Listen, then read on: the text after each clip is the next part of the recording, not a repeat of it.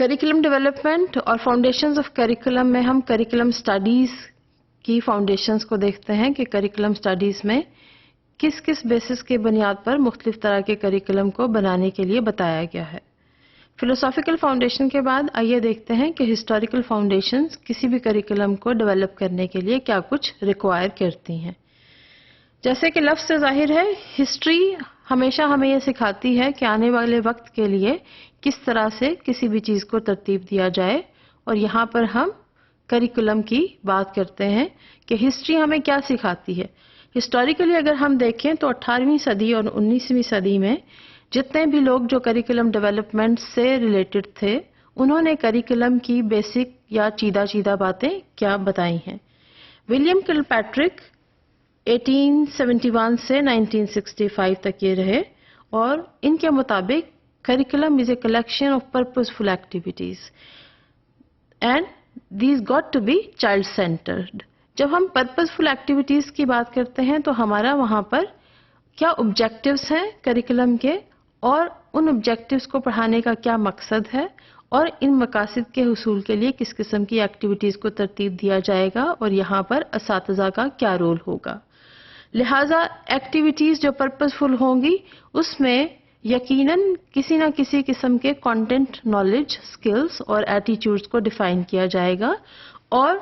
इन activities को classroom में करवाते हुए ये जहन में रखा जाएगा कि ये तमाम की तमाम एक्टिविटीज़ या तमाम की तमाम लर्निंग चाइल्ड सेंटर्ड होनी चाहिए।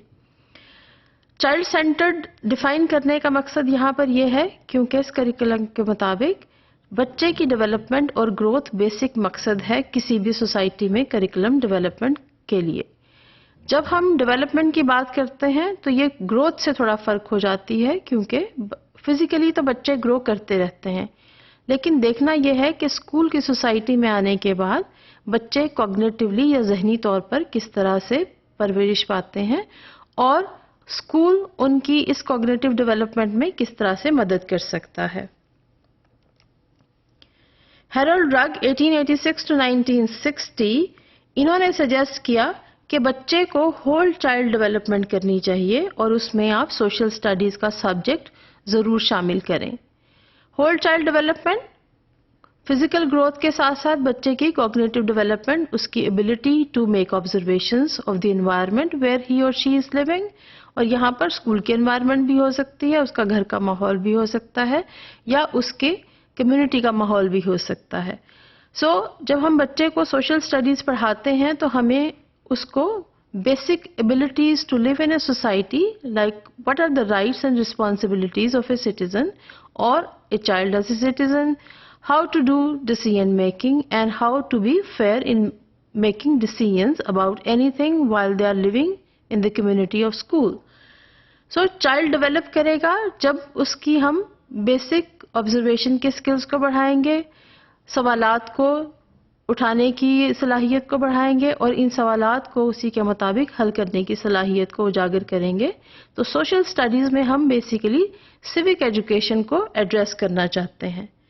यहाँ पर टीचर के लिए ये ज़रूरी है कि टीचर पहले से पढ़ाने के लिए तैयार हो, यानी प्री डिफाइंड ऑब्जेक्टिव्स होंगे, और इन ऑब्जेक्टिव्स में फॉर श्योर हम नॉलेज या कंटेंट मैटर, किसी ना किसी किस्म के स्किल, जहाँ पर हम शहरियत के स्किल की बात करते हैं, और कुछ एटीट्यूड्स या रवैये जो हम बच्चों में उभारना चाहते हैं, उनको शामिल किया जाएगा। और उसके मुताबिक टीचर के लिए ज़रूरी है कि वो लेसन प्लान्स पहले से बना कर आए। तो आपको ये जान के थोड़ी हैरत भी होगी, और आपको मालूम पड़ेगा कि बहुत शुरू से 18वीं सदी से ही टीचर्स की प्लानिंग के ऊपर काफ़ी वक्त दिया जाता रहा है। वॉरेट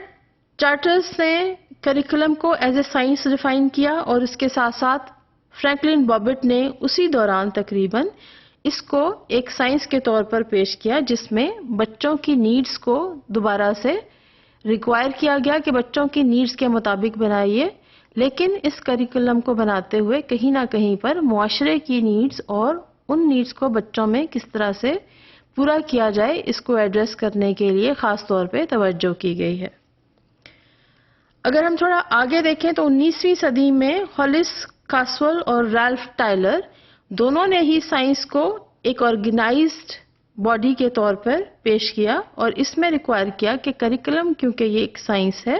تو اس میں بیسک سوشل فنکشنز یا تھیمز کے مطابق ایجوکیشن ہونی چاہیے. نالج کو آرگنائز کر دیں یعنی مختلف قسم کے مضامین کو آئیڈینٹیفائی کریں اور بچوں کی